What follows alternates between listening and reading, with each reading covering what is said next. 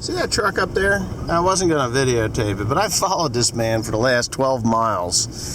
With that body up and the salt bent back, you know, the salt, you know, the body's tilted up so that he could be spreading salt, and he's never turned the spreader on once. We just drove about 18 miles an hour for 12 miles, and he wasn't doing a damn thing. Crazy, huh? This world is full of weird people, man, I'll tell you. What the hell's the point in that? He should just pulled over.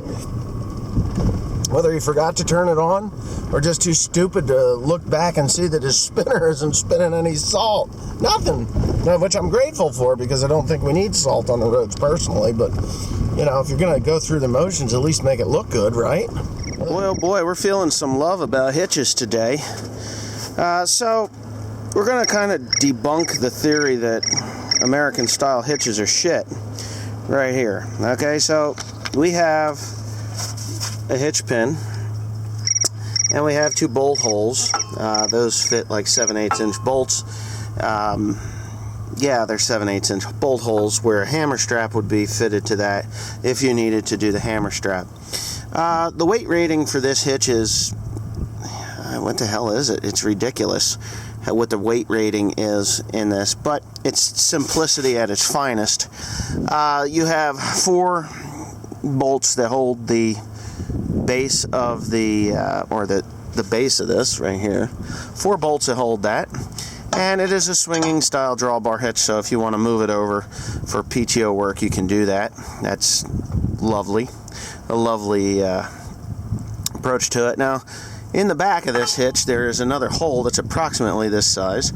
It's a little bit smaller, where a pin goes up in, and then there's a nut that you put on the bottom of it so that the pin can't fall out. So here's your hitch. You walk over and you pick up your whatever and you put it in there, and boom, you're on your merry way. Or you put the fast hitch on there for picking up wagons and things, which I could not do with the European style hitch. Now, I know the Euro or the UK style, United Kingdom style hitch has a specific purpose, and it's basically to pick up a wagon or tongue and put all the weight on the rear end of the tractors, which here in the United States we really don't have much of that. As a matter of fact, we don't have much of that at all. We have implements that do that, like sprayers and fertilizer spreaders and things like that, and they're not faster. You still have to actually get out of the tractor and hook up your hydraulics and everything else. So what's the difference in whether you back up to your implement, drop a pin, put a safety pin in, or one of these guys here, which is a locking pin design, and if these are in good shape, they don't come off. I've never lost a wagon due to one of those that wasn't damaged. I don't think I've ever lost one with one that was damaged, because even if it's damaged and it's off to the side, there is a hook there that holds it, so that works really good. Now, I think the problem with the Euro UK style hitches and why people think that they're better than the American style hitch is their complexity, okay? Their complexity. Alright, so we're not picking things up like the UK and other countries are doing. We just don't do that. You can, I mean, it doesn't really matter. I mean, if you have a jack and you jack it up, a hydraulic jack or whatnot, and then you hook it up and there you go. The weight rating on that is high enough that I can pull my baler with, okay? The weight rating on that tongue that came with, or that drawbar that came with this tractor, the hole size was way too small, and I wasn't able to put the right size pin through here to hold the baler. So that was a big concern of mine. Plus, it is much thinner here, and it steps back, so you really have this weak area right here with the hammer forged, and this is hammer forged, by the way. This isn't just a regular piece of mild steel, high carbon hammer forged steel. So I think this was hammer forged. Yeah, it's hammer forged. Anyway, there's a weak spot because it is thinner here, and it is much narrower to accommodate the smaller hole. So I'm being honest here. I think that each hitch design has its perks and its shortcomings, both of them. Hold on. Okay, so here's the hitch. Here's the UK style hitch. All right. My beef with this is parts wear out on these hitches. This piece here can wear out, then it doesn't pick all the way up, which I've already had that issue. It doesn't pick up, then you got to get a jack under to lift it up to get it to lock all the way. Here is a mechanical locking system, which, if you look in there, it doesn't go. Does it go all the way through? It does. It goes all the way through, but there's a locking pin in here. Oh, where are you? Anyway, there's a locking pin in there, and it locks into this piece here. So now I have a much thinner, this is the Hammer Forge drawbar, which is too short. There's the pin that holds the whole drawbar in place in the back of this machine here, in this part here. There's 2 hydraulic cylinders in there. I think there's 2. No, there's only 1 hydraulic cylinder in there. And that can come out. It drops down. There's a little hinge over there. A lot of weight is being pulled from those hinges as well as here and here. And it's just a lot of complicated stuff in here. Will this hold more than a drawbar design like I've got? Possibly. I don't know. I don't know what the weight rating of it is. It could possibly hold more. I would have to say I doubt it because of this drawbar design.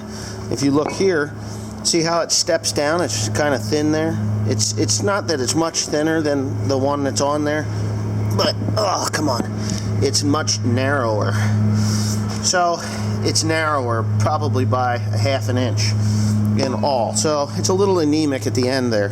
And you can see that step there where there could possibly, I doubt there's a weak spot there, but could possibly lead to a failure. I'm not from the United Kingdom. I don't know how many of these fail on a basis, on a daily basis. For the most part, they use a hook. That is not what they use a lot of. They use those, but not as exclusively as they do with the hook. Now the hook, you hook into a D-ring or a round hole, donut, and then it is blocked here when it's sucked in. It cannot pop up. That is, a sure thing. You're not going to lose your trailer unless you break the ring, which could happen. I mean, welds fail, steel could have flaws in it, and fatigue and things like that. And my thoughts on this thing is that this hitch, I don't think it's inferior. I don't think it's any better or any worse to do the job that it is designed to do. My thoughts on it are, it's a very expensive thing to maintain. It's expensive to purchase. It's expensive. It's just expensive. At some point, someone told me that little guy right there is about $4,000 to $7,000, depending on the tractor that it goes on. I'd be happy to just get rid of it for $1,000 and ship it overseas and be done with it, because to me it's nothing but a pile of scrap. There's nothing I can do with it. I might be able to rob some parts off of it. I will never use it again. I'll never use it again. But I've got 2 of these, one for the 8530 and one for obviously the 6000 R series and 7530 series tractors, 74 7530s. But anyway, those are just my thoughts on the differences between the 2. I won't be putting that back on. As far as hooking up, same size bolts go into the machine to hold it up as what this has. And if a weight rating is different for mine than it is the American style than it is for this one, it would be completely debunked by that theory, because there's still only 4 bolts that hold this thing together. 4 bolts. 1, 2, 3, 4. 4 bolts that hold it on. And they're the same size bolts that are on that one. So, I'm sorry, but I don't trust that this is going to haul or be any more durable. It's actually less durable because of the wear points. Right, Tim? So when you've got a machine that has a lot of moving parts to it, that's a lot of points that you have to wear out, that you have that will wear out. And let's face it, these things get in the dirt, that's all caked with mud, not straw or anything, but that's caked with mud, and these hinges are in that mud, and you know, just dirt. You know, it happens. And of course, I'm sure someone's going to say, well, you need to wash it. Well, yeah, but this is plastered up against the bottom of the case, and there's really no way to get in there and wash it.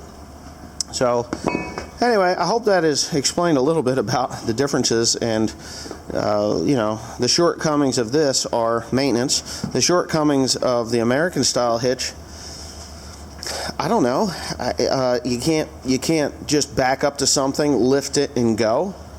You still have to get out and put a hitch pin in it. Whereas this one, you still have to do that too. But whatever. To each their own. Right, Tim? Right? Okay, so here's this pin. I haven't seen a pin that small since the 4020, the 4010 and the 4020. So, you know, hey, I don't know. You guys in these, they're better. I don't know. If you want to go about, that should slide right down in too. It should fit right in there. There, right there. Okay, so there it is. And it can't bounce out. Maybe it can't bounce out. I guess if it's down, it could bounce out. But go ahead, Joe, suck it back in. Now Joe's got the air. He's going to run the hydraulics with the air. And that should suck it right back in. And that should go. Keep going, keep going. There it is. So now it's locked in place. Jesus. Now if you see, yeah, it worked. You see how close to the back of the tractor that would be? It just doesn't work for me. It doesn't work for any of the American style stuff. It's just too close. I'm not saying that it's the worst thing in the world. It's just not the best thing in the world. Not for us, anyhow. I did see, though, they've come out with a new hitch that is a pickup hitch like this for the English and Irish, I guess. And it has an automatic power takeoff alignment and hookup, which was really cool. Will it work? I guess. I don't know. But this thing is, I would just like to sell this thing and get it out of my life or throw it on a scrap heap. It's entirely up to whoever wants it. Let me see. I want to get a model number here. I'm sure you guys are gonna look into that. Type number 6000 John Deere HS6000 JD67. That's it. That's what it is. So if that'll fit for you or work for you, send me a contact email, onelonelyfarmer@yahoo.com, and we'll set up a crating, packaging, and delivery for that. There you go.